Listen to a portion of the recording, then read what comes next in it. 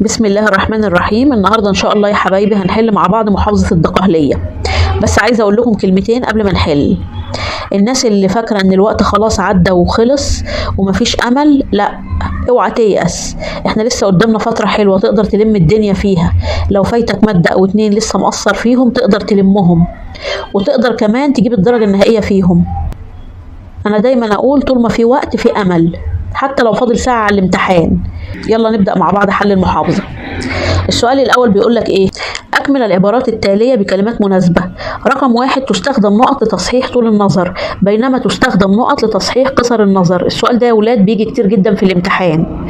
طب أنا بتلخبط يا ميس، ما بعرفش إيه العدسة اللي بستخدمها لطول النظر والعدسة اللي بستخدمها لقصر النظر، أعرفهم إزاي؟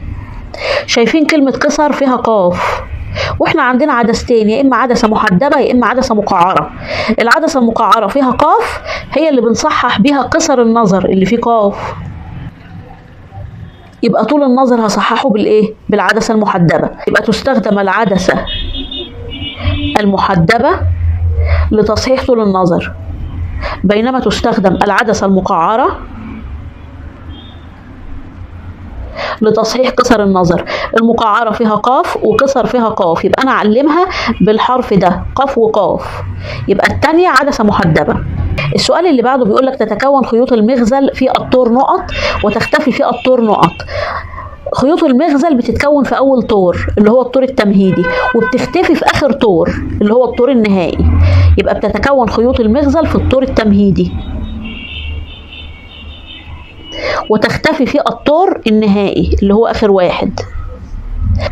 السؤال اللي بعده بيقول لك العجلة كمية فيزيائية نقط، بينما الكتلة كمية فيزيائية نقط. احنا عندنا الكميات الفيزيائية نوعين، يا إما قياسية يا إما متجهة. العجلة دي كمية متجهة، لكن الكتلة كمية قياسية. يبقى العجلة كمية فيزيائية متجهة، بينما الكتلة كمية فيزيائية قياسية. والفرق بين المتجهة والقياسية: المتجهة بحدد المقدار والاتجاه، لكن القياسية بحدد المقدار بس. السؤال اللي بعده بيقول لك تتكون خيوط المغزل في الخلية الحيوانية من نقط، بينما تتكون في الخلية النباتية من نقط. في الخلية الحيوانية خيوط المغزل بتتكون من الجسم المركزي، لكن في الخلية النباتية خيوط المغزل بتتكون من تكثف السيتوبلازم عند القطبين. يبقى هقول له تتكون خيوط المغزل في الخلية الحيوانية من الجسم المركزي، الجسم المركزي، بينما تتكون في الخلية النباتية من تكثف السيتوبلازم عند القطبين. تكثف السيتوبلازم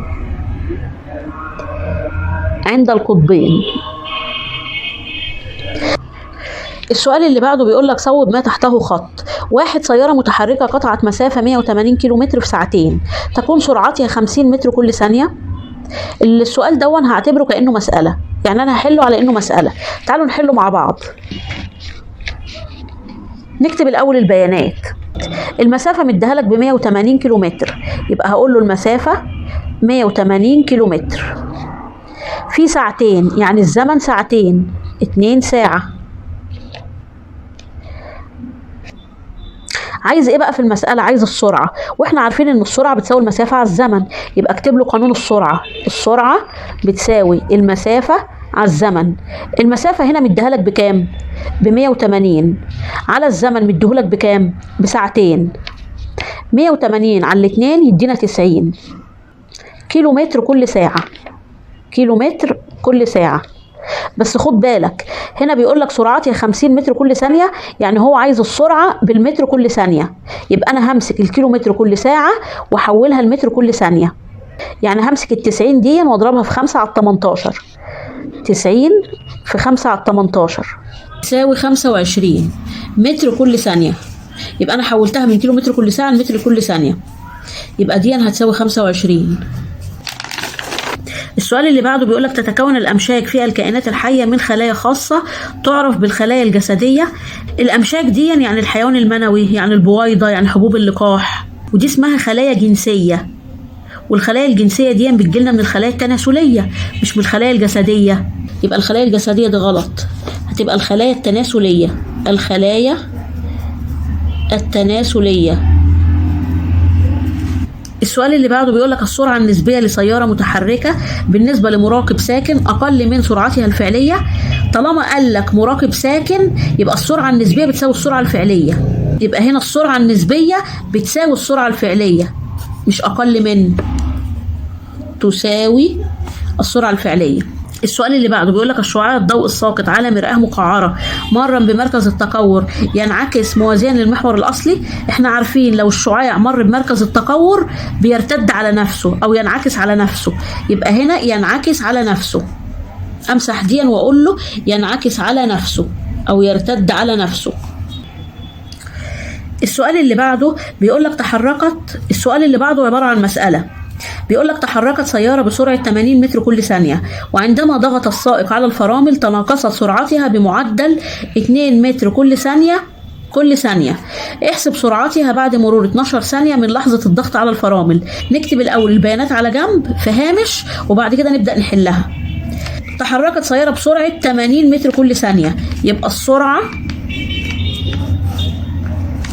80 متر كل ثانية، وعندما ضغط السائق على الفرامل تناقصت سرعتها بمعدل 2 متر كل ثانية. خد بالك بقى اللعب كله في الحتة دي، متر كل ثانية ديا يعني متر كل ثانية تربيع، والمتر كل ثانية تربيع دي وحدة قياس العجلة، يبقى الاتنين ديا بتاعة العجلة مش السرعة. يبقى هقول له العجلة ج بتساوي 2 متر كل ثانية تربيع. بس خلي بالك بقى في المسألة بيقول لك تناقصت سرعتها. كلمة تناقصت يعني أنا هخلي العجلة بالسالب، أحط قدامها سالب كده. احسب سرعتها بعد مرور 12 ثانية، عايز سرعتها، يبقى دي عين 1 ودي عين 2. عايز سرعتها بعد مرور 12 ثانية، يعني الزمن بيساوي 12 ثانية. أبدأ بقى أحل المسألة. طالما كتبت المعطيات لازم أبص الأول على الوحدات قبل ما أحل المسألة، عشان لو محتاجة تحويل لازم أحولها عشان المسألة كلها ما تضيعش عليا. هنا متر كل ثانية وهنا متر كل ثانية وهنا ثانية، يبقى الشغل كله في المسألة بالمتر والثانية، يبقى أنا هنا مش هحول أي حاجة. أبدأ بقى أحل له المسألة. هو عايز إيه؟ عايز عين 2، وإحنا حافظين إن عين 2 بتساوي ج في دلتا زين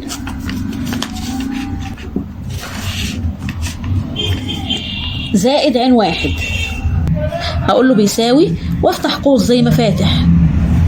الجيم اديها لك بكام؟ بسالب 2 في دلتا زين مديها لك بكام؟ ب12. اقفل القوس زائد عين 1 مديها لك بكام؟ ب80. اعملها على الآلة وهيطلع لي 56. وحدة قياس السرعة ايه؟ هنا شغال بالمتر والثانية، يبقى متر كل ثانية. وخدوا بالكم قبل ما اجي احل اي مسألة المفروض ان انا ببقى مراجع على كل قوانين المنهج. ليه؟ لان انا مش هعرف احل اي مسألة الا اذا كنت حافظ القانون. يبقى انا القوانين اجمعها كده في كشكول عشان ايه؟ تبقى قدام عيني على طول. السؤال اللي بعده بيقول لك اختر الإجابة الصحيحة مما بين القوسين. القطعة الضوئية التي تكون صورة مقلوبة مساوية للجسم هي المرآة المحدبة ولا المرآة المقعرة ولا المرآة المستوية ولا العدسة المقعرة؟ خد بالك، عايزة أقول لكم حاجة قبل ما تحلوا ده. كلمة حقيقية لازم يجي وراها على طول كلمة مقلوبة، وكلمة تقديرية لازم يجي وراها على طول كلمة معتدلة. يبقى أنا لما أجي أقول حقيقية أقول مقلوبة، الحقيقية مقلوبة، تقديرية بيجي معاها معتدلة. طب هنا الصورة مقلوبة يبقى أكيد حقيقية. مين في دول اللي بيكون صورة حقيقية؟ المرآة المحدبة بتكون صورة تقديرية، المرآة المستوية بتكون صورة تقديرية، العدسة المقعرة بتكون صورة تقديرية. الوحيدة اللي بتكون صورة حقيقية هي المرآة المقعرة. رقم 2 يختفي الفرد الأبوي عندما يحدث التكاثر فيه. احنا عارفين امتى بيختفي الفرد الأبوي؟ في الانشطار الثنائي. مين في دول بيتكاثر بالانشطار الثنائي؟ البكتيريا. لكن عفن الخبز بيتكاثر بالجراثيم، وعيش الغراب برضو بيتكاثر بالجراثيم، وفطر الخميرة بيتكاثر بالتبرعم. ده الوحيد اللي بيتكاثر بالانشطار الثنائي. السؤال اللي بعده بيقول لك العالم الذي أسس نظرية السديم مين؟ كلنا حافظين، لابلاس. وكمان اعرفها ازاي؟ لابلاس فيها س ونظريه السديم فيها س، يبقى لابلاس فيها س والسديم فيها س. واحفظوا كويس قوي الاسامي دي لان بتيجي كتير قوي في الامتحان. رقم 4، العدسة المحدبة الأقل سمكا فيما يلي يكون بعدها البؤر نقط سنتي، 1 ولا 3 ولا 5 ولا 7؟ الحل في الكلمة دي، الأقل سمكا بيبقى بعد البؤر كبير، والأكبر سمكا بيبقى البعد البؤر صغير. هنا أقل سمكا يبقى البعد البؤر كبير، أختار أكبر واحدة 7. السؤال اللي بعده، اكتب المصطلح العلمي الدال على كل عبارة من العبارات الآتية. الإزاحة المقطوعة خلال وحدة الزمن. احنا حافظين إزاحة على الزمن يعني سرعة متجهة، يبقى السرعة المتجهة. 2، إحدى صور التكاثر اللاجنسي يحدث في الكائنات وحيدة الخلية كالخميرة، وعديد الخلايا كالهيدرا. أول ما أشوف الخميرة أعرف إن هو تكاثر بالتبرعم، يبقى تكاثر بالتبرعم. رقم 3، نظرية تفسر نشأة الكون من انفجار هائل، نظرية الانفجار العظيم. نظرية الانفجار العظيم. رقم 4، المستقيم المار بمركز تكور المرآة وأي نقطة على سطحها بخلاف قطبها. ده المحور الثانوي للمرآة، المحور الثانوي للمرآة. احنا عارفين المحور الثانوي بيمر بمركز التكور وأي نقطة ما عدا القطب، لكن لو مر بالقطب ما بيبقاش محور ثانوي، ده بيبقى محور أصلي. السؤال اللي بعده بيقول لك ما النتائج المترتبة على سقوط شعاع ضوئي مقرب بالمركز البصري للعدسة؟ هقول له ينفذ على استقامته دون أن يعاني أي انكسار. ينفذ على استقامته، ينفذ على استقامته دون أن يعاني أي انكسار. رقم 2، انعدام الجاذبية بين الكواكب السيارة والشمس. احنا عارفين ان الشمس بيدور حواليها الكواكب، وايه اللي بيخلي الكواكب قاعدة حوالين الشمس باستمرار؟ لان في جاذبية بينها وبين الشمس. طب لو ما بقاش في جاذبية هتلاقي كل كوكب يمشي في حتة لوحده، يعني مش هيبقى في نظام شمسي. يبقى هقول له لو انعدمت الجاذبية تتحرك الكواكب بشكل عشوائي في الفضاء. تتحرك الكواكب بطريقة عشوائية أو بشكل عشوائي في الفضاء، ولا يكون هناك نظام شمسي، ولا يكون هناك نظام شمسي. السؤال اللي بعده بيقول لك ضع علامة صح أمام العبارة الصحيحة وعلامة خطأ أمام العبارة الخطأ. في العدسة المحدبة الشعاع الضوء الساقط موازي للمحور الأصلي ينفذ على العدسة مرا بمركزها. احنا عارفين في المراية لو الشعاع سقط موازي للمحور الأصلي بينعكس مرا بالبؤرة، لكن في العدسة بينكسر مرا بالبؤرة، يبقى هقول له غلط، ينكسر مرا بالبؤرة. رقم 2، يطلق على الشمس ومجموعة الكواكب التي تدور حولها ضرب التبانة. لا، الشمس والكواكب اللي بتدور حواليها بنسميها المجموعة الشمسية مش ضرب التبانة، يبقى غلط. رقم 3، يرجع التنوع الوراثي في أفراد النوع الواحد إلى ظاهرة العبور. صح، ظاهرة العبور بتؤدي للتنوع الوراثي. تلاقي الولد أو البنت ياخدوا صفات من باباهم وصفات من مامتهم، ياخدوا شوية من هنا وشوية من هنا، صفات مشتركة من الأب والأم. ياخد من باباه مثلا لون عينيه، من مامته لون شعرها، وهكذا. رقم 4، تستخدم العدسات المحدبة في صناعة الأفران الشمسية. لا، اللي بيستخدم في صناعة الأفران الشمسية هي المرآة المقعرة مش العدسات المحدبة، يبقى غلط. رقم ب، اكتب اسم العملية الحيوية أو الظاهرة التي تشير إليها العبارات التالية. قدرة بعض الكائنات الحية على التكاثر عن طريق تعويض الأجزاء المفقودة منها. ده طبعا تعريف التجدد. مين شاطر يقول لي مين الكائن اللي بيتكاثر بالتجدد؟ برافو، نجم البحر. رقم 2، اندماج نوعين مختلفين من الخلايا الجنسية لنوع واحد من الكائنات لتكوين الزيجوت. لما يندمج المشيد المذكر مع المشيد المؤنث بيدينا الزيجوت، ودي اسمها عملية الإخصاب. عملية الإخصاب. رقم 3، ارتداد حزمة من الأشعة الضوئية إلى نفس الوسط. أول ما يقول لك ارتداد يعني انعكاس الضوء. رقم 4 تناقص سرعة جسم متحرك بمعدل ثابت إلى أن يتوقف. تناقص السرعة يبقى عجلة منتظمة سالبة. طب لو قال لك تزايد سرعة الجسم يبقى عجلة منتظمة موجبة. هنا تناقص يبقى عجلة منتظمة سالبة، يبقى عجلة منتظمة سالبة.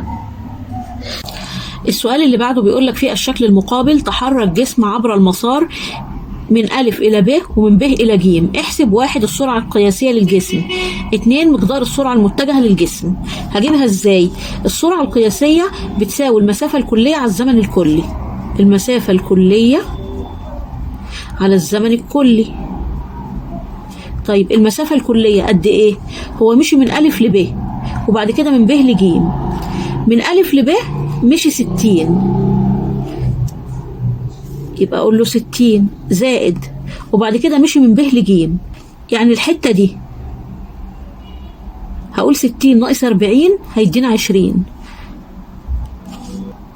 يبقى هو مشي الحته دي 60 وبعد كده مشي الحته دي 20، يبقى 60 زائد 20 على الزمن الكلي. هو الزمن هنا كله قد ايه؟ 10، يبقى على 10 بتساوي 80 على 10 بتساوي 8 متر كل ثانية. رقم 2 عايز السرعة المتجهة. القانون بتاعها بيقول ايه؟ الإزاحة على الزمن الكلي. الإزاحة على الزمن الكلي. الإزاحة بكام؟ الإزاحة بجيبها ازاي؟ بوصل نقطة البداية بنقطة النهاية. الجسم بدأ من أ وانتهى عند ج، يبقى الحتة دي هي الإزاحة. كام؟ 40، يبقى 40 على الزمن الكلي. الزمن كله قد ايه؟ لسه قايلينه 10. 40 على 10 يدينا 4 متر كل ثانية. يبقى السرعة القياسية 8 متر كل ثانية والسرعة المتجهة 4 متر كل ثانية. السؤال اللي بعده بيقول لك أجب عن الأسئلة الآتية. استخرج الكلمة غير المناسبة من الكلمات الآتية ثم أذكر ما يربط بين باقي الكلمات. الحمض النووي والسيتوبلازم والبروتين والسنترومير. مين المختلف في دول؟ طبعا السيتوبلازم، لأن الثلاثة دول تركيب الكروموسوم. الباقي تركيب الكروموسوم. اللي بعده بيقولك الشكل المقابل يوضح أحد صور التكاثر اللاجنسي. فما نوع الكائنات الحية التي تتكاثر بهذه الطريقة؟ شايفين دي حوافظ جرثومية واللي طالع براها دي الجراثيم، يبقى دون تكاثر بالجراثيم. طب يا ترى مين الكائنات اللي بتتكاثر بالجراثيم؟ بعض الطحالب وكثير من الفطريات. طب زي ايه الفطريات اللي خدناها بتتكاثر بالجراثيم؟ فطر عيش الغراب وفطر عفن الخبز. يبقى اما يجي يقول لك ما نوع الكائنات التي تتكاثر بهذه الطريقة، هقول له بعض الطحالب والفطريات مثل فطر عيش الغراب وعفن الخبز. بعض الطحالب وكثير من الفطريات مثل فطر عفن الخبز وعيش الغراب. السؤال اللي بعده بيقولك لمن ينسب هذا العمل؟ أسس النظرية التي تفسر نشأة المجموعة الشمسية على أساس أن نجم ما يتوهج لمدة قصيرة ليصبح من ألمع نجوم السماء ثم يختفي لمعانه بعد يوم أو يومين. مين اللي أسس النظرية دي؟ العالم فريد هويل. العالم فريد هويل. السؤال اللي بعده بيقول لك في أي مرحلة من مراحل الانقسام تظهر هذه التغيرات في الخلية؟ اختفاء النوايا والغشاء النووي. امتى النوايا والغشاء النووي بيختفوا؟ طبعا في الطور التمهيدي. الطور التمهيدي. السؤال اللي بعده بيقول لك أعد كتابة العبارات التالية بعد تصويب ما بها مخطاء. 1 تقدر السرعة بوحدة متر تربيع لكل ثانية تربيع. لا طبعا، أمال وحدة قياس السرعة إيه؟ كلنا حافظينها، متر كل ثانية. متر كل ثانية. بينما تقدر العجلة بوحدة متر كل ثانية. لا طبعا، وحدة قياس العجلة متر كل ثانية تربيع، يبقى أقول له متر كل ثانية تربيع. السؤال اللي بعده بيقول لك في الانقسام الميتوزي يتم مضاعفة المادة الوراثية في الطور الاستوائي؟ لا، ده مضاعفة المادة الوراثية بتبقى في الطور البيني مش الاستوائي. يبقى امسح الطور الاستوائي واقول له في الطور البيني. وتنفصل المادة الوراثية في الطور النهائي؟ من اسمها بيقول لك تنفصل. هتنفصل امتى؟ في الطور الانفصالي من اسمها. يبقى مش الطور النهائي، لا الطور الانفصالي. السؤال اللي بعده بيقول لك تتميز الصورة المتكونة لجسم في المرآة المستوية بأنها حقيقية ومقلوبة ومساوية للجسم؟ لا، احنا كلنا حافظين خواص الصورة المتكونة في المرآة المستوية، ان هي تقديرية ومعتدلة ومساوية للجسم وكمان معكوسة. يبقى هكتب له تقديرية معتدلة، وهو كاتب لي كده كده مساوية للجسم، يبقى هقول له تقديرية معتدلة. رقم 4، تعتمد طريقة التكاثر الخضري في النبات على البذور والثمار؟ لا طبعا مش على البذور والثمار، امال بتعتمد على ايه؟ بتعتمد على اجزاء النبات المختلفة دون الحاجة الى بذور. يبقى هقول له الاجابة امسح البذور والثمار واقول له على اجزاء النبات المختلفة دون الحاجة إلى بذور.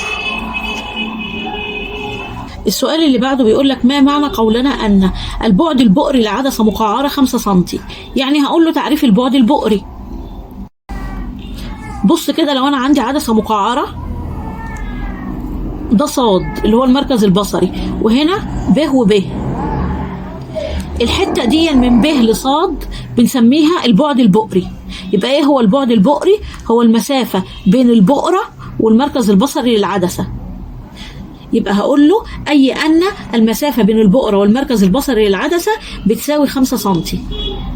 أي أن المسافة بين البؤرة الأصلية والمركز البصري للعدسة بيساوي 5 سنتي. طيب السؤال رقم 2 بيقول لك جسم يتحرك بعجلة تساوي 0. هو امتى الجسم بيبقى عجلته 0؟ لما بيتحرك بسرعة منتظمة. يبقى هقول له أي أن الجسم يتحرك بسرعة منتظمة أو سرعة ثابتة. ما هي السرعة الثابتة هي السرعة المنتظمة. يبقى هقول له إجابة السؤال دي أهي هنا. هقول له أي أن الجسم يتحرك بسرعة منتظمة أو سرعة ثابتة، الاتنين. وبكده نبقى خلصنا حل امتحان النهارده. يا ريت يا ولاد ما تنسوش اللايك والسبسكرايب والشير وكل الكلام الجميل ده عشان الفيديو يوصل لاصحابكم والكل يستفيد. يلا سلام عليكم.